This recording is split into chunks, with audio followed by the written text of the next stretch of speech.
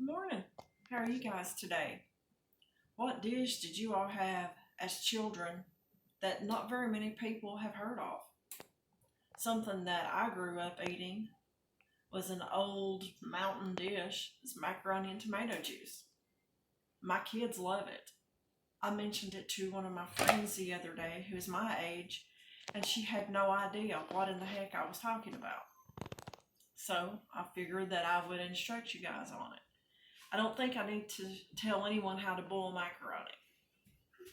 If you think I need to, then leave a message in the comments and I'll do that.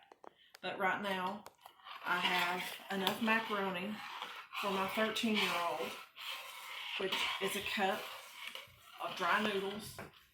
Put it in the boiling water.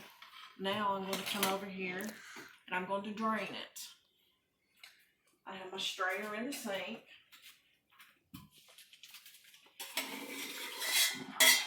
I dump all the water off. And I put the macaroni back in the pot.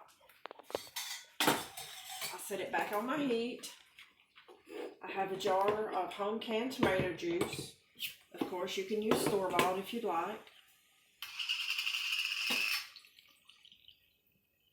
And I pour about half or a little over in there.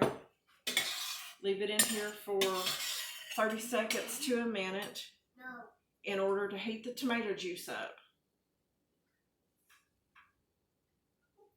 He doesn't like it really hot, so I lean more on the 30-second for him. When I eat it, it's a minute for me. And just bring it over.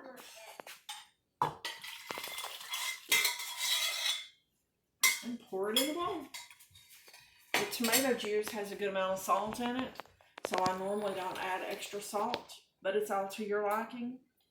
He likes to add a little bit of Lowry's seasoned salt. But that's it. Macaroni and tomato juice. Like and subscribe and share. Thank you very much.